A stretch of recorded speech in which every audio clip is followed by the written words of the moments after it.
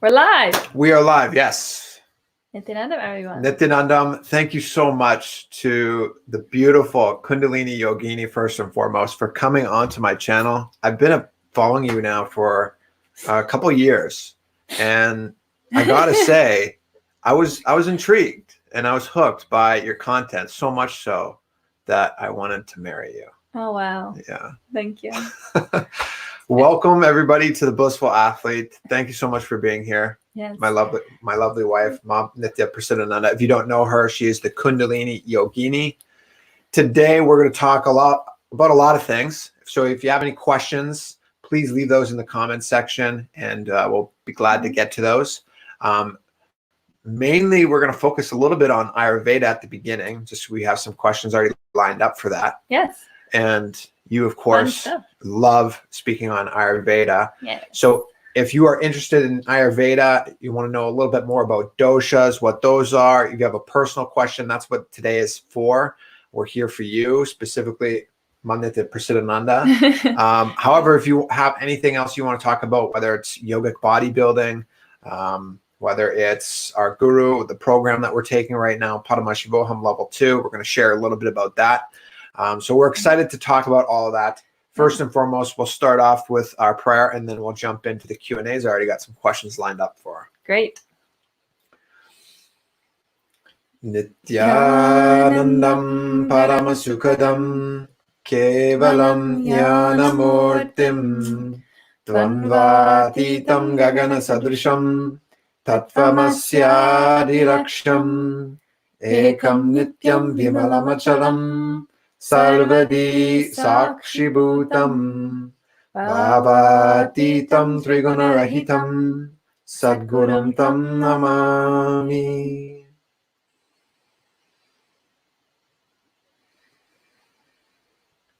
Okay, welcome everybody to Kailasa's Blissful Athlete. I don't know if everybody's noticed or not, but the name of the channel is updated to Kailasa's Blissful Athlete. And just to give a quick introduction to what Kailasa is, before I do that, I'll say hi to everybody that's tuned in. Amit, Nithyanandam, thanks so much for tuning in. Jason, Utpal, hello. Girish, Mr. Perez, Nithyanandam. Love to see you guys here. Kailasa's Nithyananda, or Kailasa's, sorry, Kailasa's Blissful Athlete. So Kailasa, if you don't know what Kailasa is, this is the Sri Kailasa. It's the new nation that our guru, Bhagavan Sri Nithyananda Paramashivam, has revived. There used to be 56 Hindu nations in the world. And in 2007, Nepal was the last Hindu nation.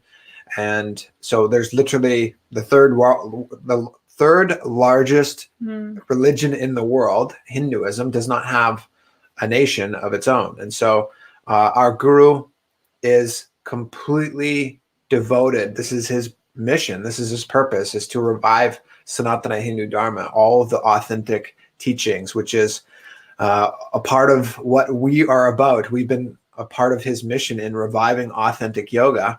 And so Kailasa is the representation of what it means to have a Hindu nation, really. And so I'm a very proud Hindu, which is why I decided to change my name and update it to Kailasa's Blissful Athlete.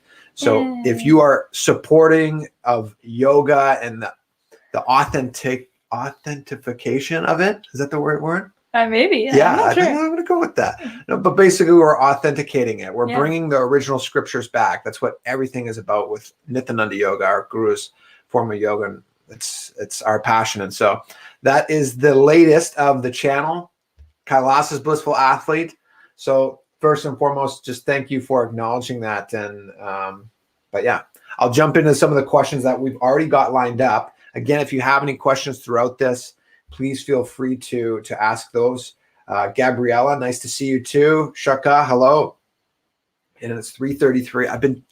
I've been telling Priscilla, I've seen 3:33, number 33 everywhere. Yeah. And here it is, 3:33. There you go. I just wanted to quickly, why don't we actually start off with Ayurveda? Yeah. Yeah. Why not? Love it. Ma Nithya Prasiddhananda, what is Ayurveda? In a real brief context. Yeah, Yeah, since we're going to be with you for the next 20 minutes or so, I will try to sum up everything, more concisely, which is not my finest skill, as you know, but I will still improve upon it. Ayurveda is it translates to the science of life.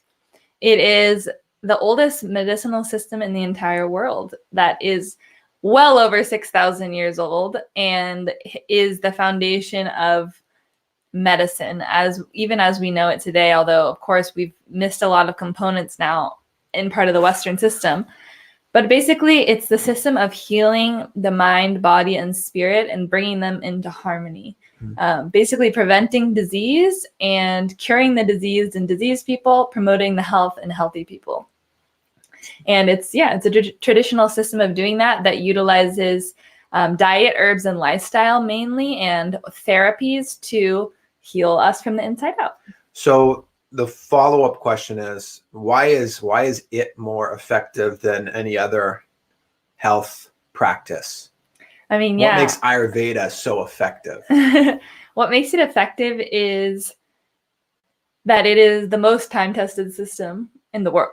So just like how we say we know that it's good to wash our hands because we've proven that it kills germs with all these studies, right? They say wash your hands for 30 seconds with hot water and soap and it kills the most bacteria, right? They've done studies on it. The same way, Ayurveda has been tested for literally thousands of years on millions, if not billions, of human beings and animals and plants to show how much it works. Yeah. It is such a detailed, infinite pool of knowledge that I think I didn't even realize, but I'm sure most people don't realize how in depth it really goes. It's not just like a fluffy concept of, natural or holistic medicine. It is so precise, so detailed, so minute in its healing modalities, its therapies, its herbal formulations as medicine, its lifestyle, knowing all the qualities of food and substances. And so I think that's one of the reasons. And the second I would say is because it incorporates spirit or consciousness, which our health system does not do, right? Yeah. And so that kind of begs the question, when you start talking about spirit and consciousness, this isn't something that mainstream health has really acknowledged. Yeah. And so the question arises, is this a pseudo-science? How would you respond to somebody that says something like that? Yeah. It's challenging, of course. It has its challenges, but I think we're in a beautiful time where even those claims are able to be refuted now with Western medical proof, because they are starting to do actual allopathic studies on what claims Ayurveda has made over the years, over the thousands of years that it's existed, and coming to the conclusion that everything it maps and everything it says, although of course it uses different diction, it uses different language. Yeah. But that's the only reason I think that people maybe didn't embrace it in the beginning, is because it's this whole new language. Literally everything is about Sanskrit and the Sanskrit terms and terminologies and all these different concepts we have that go right over our heads as Westerners.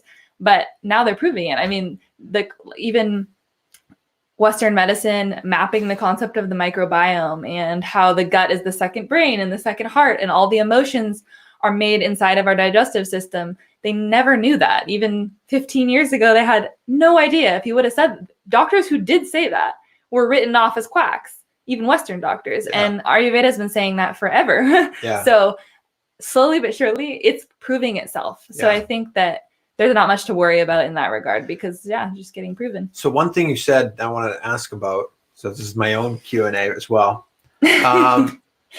You mentioned sound. Yeah. And how that's a healing modality. And even today we understand sound healing. It's becoming more, it's seen as more of a new age thing, but sound is probably a part of Ayurveda, I'm assuming. Yes, it is. In what capacity is that? Is it also japas, mantras? Is it, can you elaborate a little bit on that? Yeah, it's one of the coolest. Assuming all of the above. But. It's one of the coolest dimensions, I think, of Ayurveda for sure. In my opinion, that I most connect with is the sound healing, sound therapy. I think it's one of the coolest, most mystical sides of Ayurveda, but also has evidence that it works, because we do know everything is frequency, everything is vibration. sound affects our physical matter, our bodies, our minds, and emotion as well has frequency, right? We make certain sounds related to emotion, right? Why is it that a scream comes out of your mouth when you're scared? Why is it that your voice gets deeper and raised when you're angry? Why is it that you have like a high-pitched squeaky voice when you're sad and crying, right? Sound carries something. So the same way, Ayurveda has used sound therapy. It's where it originated, sound healing, the concept of sound healing, and specifically related, like you said, to mantra and to repetition of mantra, which is japa. But mantra has been used by the rishis and sages of Ayurveda and all the scriptures. Mantra is considered the #1 therapy for healing of the mind. So in Ayurvedic psychology, which is an entire branch of Ayurveda, is very much targeted towards one component of that is mantra, is the sound healing, and specific chanting, specific mantra for having a stomach pain, having a fever, even the physical disorders have mantras that can help heal them. But also psychologically, there's a huge effect which happens when we chant. And they've even done brain scans and studies more recently, right? Where they put on the, I don't even know what you call it, EEG and like all these things, right? And they have sensors on the brain and they can map how your brain goes in and out of theta and gamma and all these deeper brain states when chanting mantra. Yeah. Yeah. And this is what Swamiji's talked about as well. Chit Jagat Grandi. Your consciousness is tied to your DNA, like not tied, he used the word stitched. So your individual consciousness, how it connects with your being, with your physical matter, is through sound. Yeah. And so this is why he says anytime that you're feeling stress, so let's just categorize anything as like in the stressful nature, use the Mahavakya, Om Nithyananda Paramashivoham, continuously chant this. And so when I'm going through hunger, he also said to use this for lust. When you're struggling with something, especially if you're somebody that's, maybe going down the path of Nirahara Samyama, going through a liquid diet, or maybe just struggling with hunger for some reason, chanting is a way of healing that. Not only healing that, but changing the way your consciousness is literally stitched to your DNA. That's because cool. It's held there. Like if you go and you do a huge zoom in, they're not actually touching. There's no matter connecting the two. It is the sound vibration. Oh, that's cool. Very cool tie-in. I like that. Yeah. It's fascinating. And just before we kind of get on, you did kind of mention something about bacteria and whatnot. So somebody had asked us a question previous live, talked about, do we use copper? Yeah. And we do. Indeed. Indeed, we do. So what our guru says, he says that copper actually holds consciousness. The water itself, I loved Masaru Emoto, Dr. Masaru Emoto. If you don't know who he is, the studies on water. I love that when it was like you focus and you hold that space of love and that intention. Copper itself is holding a certain state of vibration or consciousness. And so when you have water that's sitting overnight, as per Ayurveda, they say to do it overnight probably, right? Yeah, you leave it in the cup overnight and then you drink it first thing in the morning. So that's what we've been doing for a long time now. So we do have copper, and there's a lot of different benefits. And I figured I would actually not say this is like we got science backing this, but just to touch base on, you mentioned bacteria. I'll pull this up. It actually does help with your digestive system. Because it kills harmful bacteria just from having copper. Yeah, and so that's why copper is used for everything. Yeah, it's very pure. It purifies whatever it touches. Yeah. Helps with weight loss, heals wounds faster, slows the aging process, mitigates risk of cancer. So there's a ton of benefits of copper. The main reason why we started to incorporate it right away was because our guru said, hey, it holds consciousness. So when you drink water in the morning from a cup of copper, from a cup of copper cup. A copper cup. You're imbibing more consciousness. And so that's how we jumped into it right away. I love it. I would highly recommend it to anybody as well. Just so you know, when you get copper, it'll come nice and shiny. Yeah, it turns that way pretty fast. It will not look like that shortly after, just from the way that your skin contacts and the water itself, though. It's just oxidizing the copper. Yeah. So don't worry about it's not going to look pretty right away. But it's still something that you should incorporate. Yeah, I mean, all precious metals in Ayurveda are used for different purposes, including silver and gold. So silver and gold are also very amazing to drink out of, but those are a little obviously out of the ballpark for a lot of us because of their cost. But each dosha even has, each body constitution or dosha has a precious metal that's best for it. Copper tends to be best for kapha, which is the heaviest body type, and because of its weight loss component as well. But silver and gold are also utilized for vata and pitta and other doshas, but it's also not like you can't use it because of your dosha or anything like that. Yeah. But it's really fascinating to see all the different effects it has. So just to go to a couple of the questions that have come in, the last one that I saw right away, just so we can tie this in. Jesse's asking about proper methods and temperatures to prepare daily Ayurvedic herbs. So obviously that's a big, broad question when we're talking about preparing certain herbs. How would you kind of respond to a broad question like that and somebody wanting to prepare herbs and what type of environment? I mean, because it's a broad question. Yeah, basically sorry for the car alarm. I hope you guys can't hear that. But COVID-19, everybody's getting breaking into. Herbs are very particular based on the herb. You cannot give like one overarching category, to be honest. I know that's not like the answer most people want to hear, but each herb is very particular and individual. They're all taken different ways, and even the same herb can be taken different ways for different purposes. So even haritaki can be taken as a daily rasayana, like a daily preventative measure like we take it. But haritaki can also be made as a formulation for asthma. It can also be made as a formulation for different lung disorders. It can be made as a formulation for constipation when you combine it with castor oil. So there's all these different ways to process the herbs and combine them with a substance, which we call the anupana, which is like almost like the carrier substance. So the way you take it can also be a different carrier, like with ghee, with milk, with hot water, with jaggery. There's all these different ways, but generally speaking, and you should really, really do more intricate knowledge into that particular herb. And I would recommend, when it comes to herbs, you really do need I would say you need a practitioner to advise you on it, because they are medicines that I don't think that we should take them lightly. But the best way to start is knowing you should never really take them cold most of the time. Usually for ones you're taking as a preventative type of measure daily, you take them in a hot water or a hot non-dairy milk. But that's, again, very general. So you need to know what the herb is, right? And all those particulars. Yeah.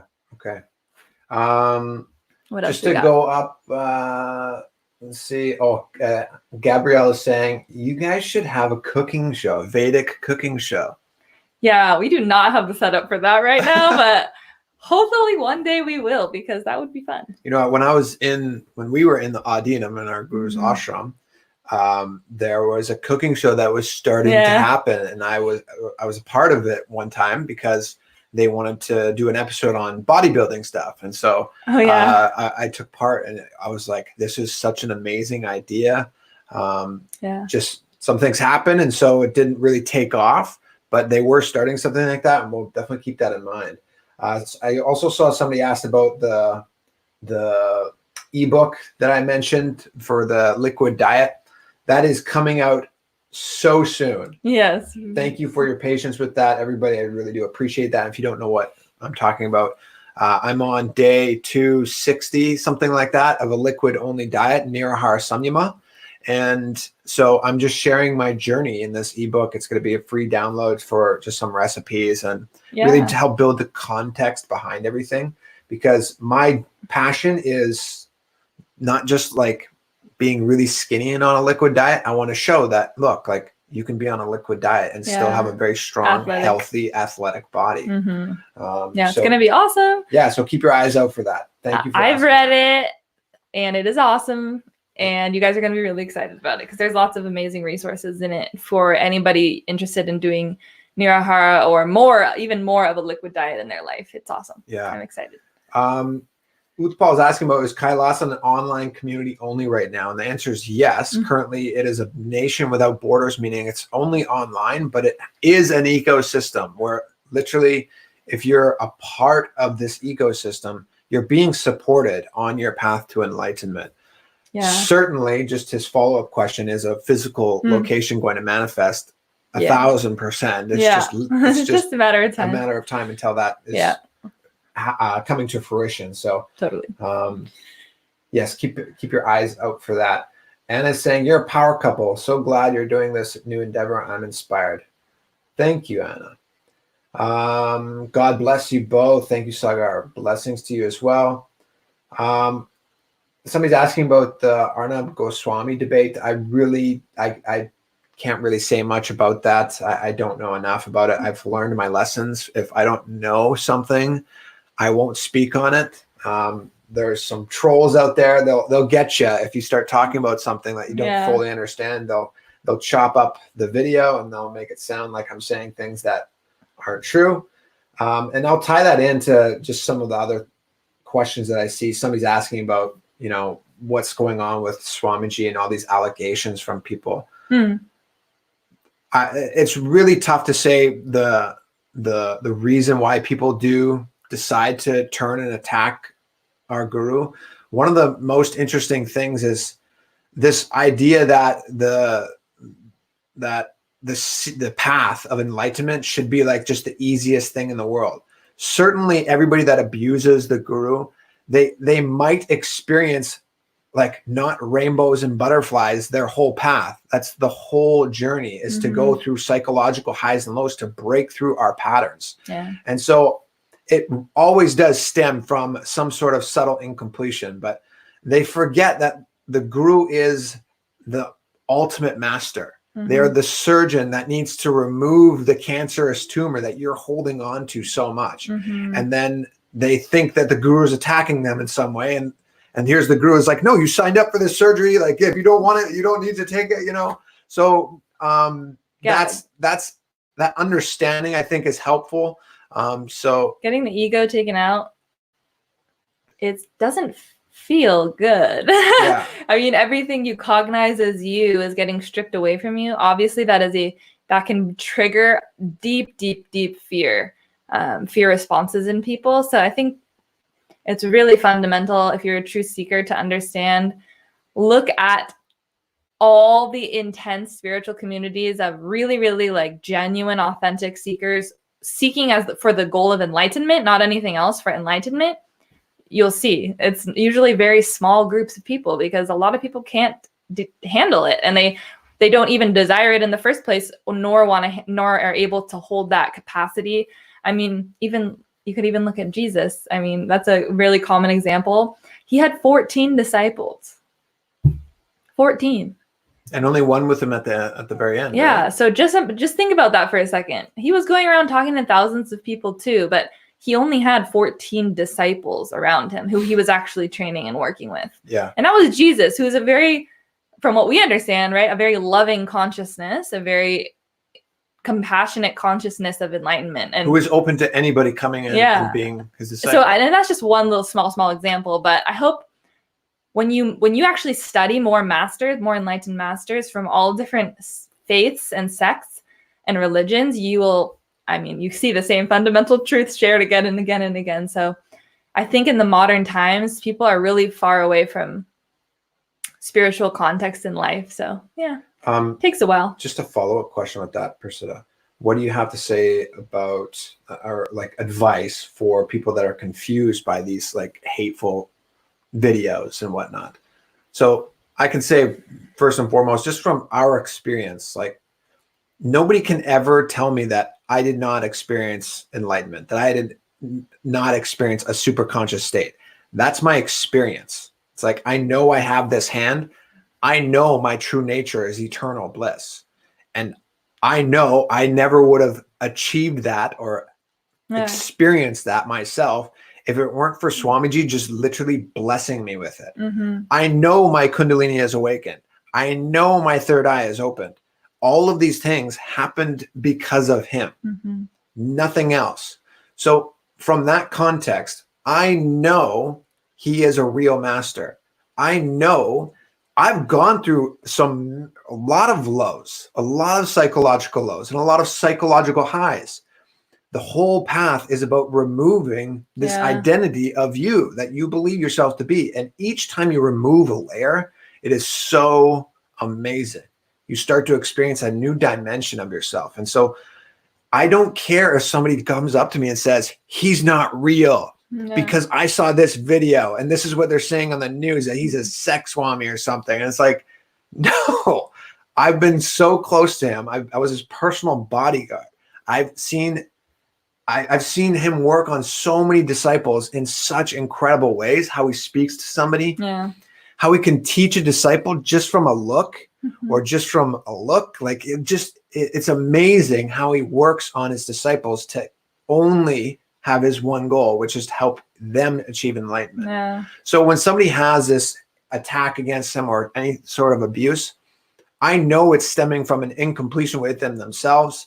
And I know that at the end of the day, they've just lost sight of what the guru stands for and what their purpose is. Yeah, I think it's really in relation to like what they're asking, which is like people that are maybe don't know and don't have direct experience and are confused. I would say that's one thing I think is one very, very important lesson to learn in life. And it'll take its own time to learn it for each and every person, I think. And it took me quite a while to learn this lesson, that humans are very biased. And I never really cognized that until even the last few years of my life, where I was always just extremely naive in thinking whatever somebody's perspective was subjective reality. Objective reality, not subjective reality. And I think it's a really important lesson to understand. Even when you go into self-growth, self-help psychology, you learn this. That somebody's experience is their experience. There's nothing you can do about it if that's what they're deciding to experience. And I think it's so fundamentally important on the spiritual path. You cannot be a sponge for everything in the world. You cannot be a sponge for other people's ideas and opinions and thoughts. That's why what I shared when all this was happening this last year, was experience things for yourself. Stop being a consumer of people's opinions and content. Start being the direct experiencer of your life. You have to yourself get those experiences like Dridha had, like I had, with wherever that you go in life, because then you know the truth.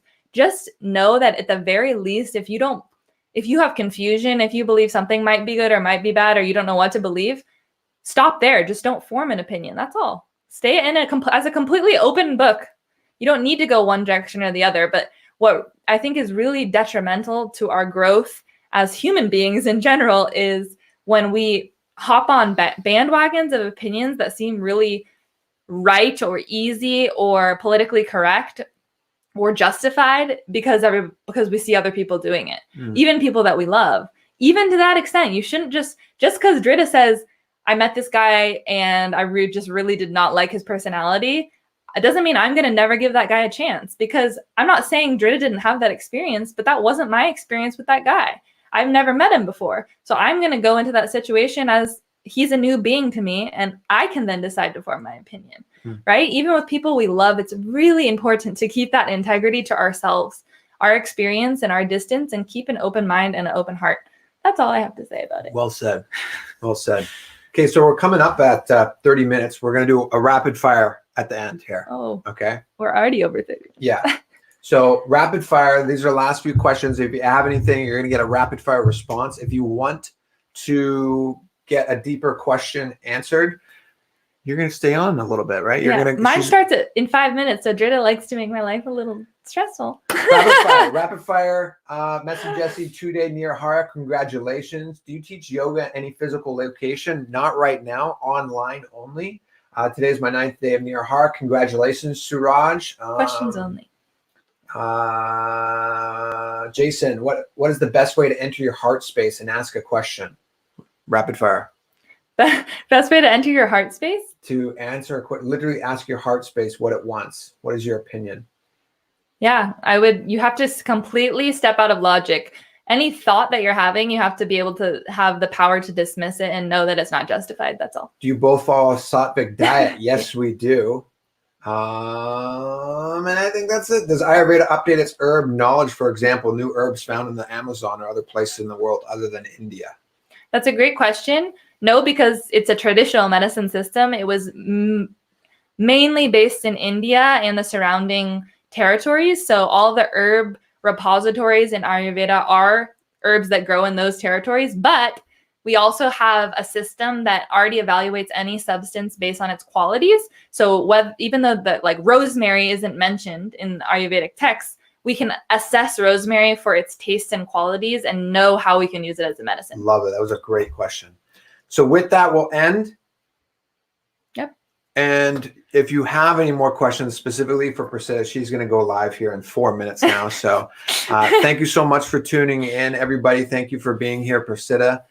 Again, check her out at Kundalini Yogini, and we will see you guys in future videos on Kailasa's Blissful Athlete. Honored to be the MVP guest. Every time. Although I literally have no other guests. Although I have to say, you have literally no other audience. I have such a high standard. I have such a high standard for guests. That's why. Oh, thank you. And a closed door because of the quarantine. But okay, everybody. Nithyananda, we'll close up on a mantra.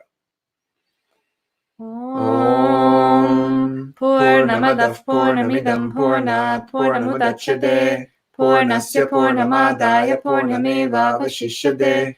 Om Shanti Shanti Shanti. Hari Om Tatsat. Sarvam Bhagavat Sri Nithyananda Paramashivam Paruka Paramastu. Om Nithyanandam. Just one last final word. We are attending the Paramashivoham program level 2. I'll put the link in the descriptions. Definitely check that out. There's a free darshan today as well, so you can basically participate for free in a part of the program. Don't miss out on that. Yes. Nithyanandam, everyone. Nithyanandam. Come to my page.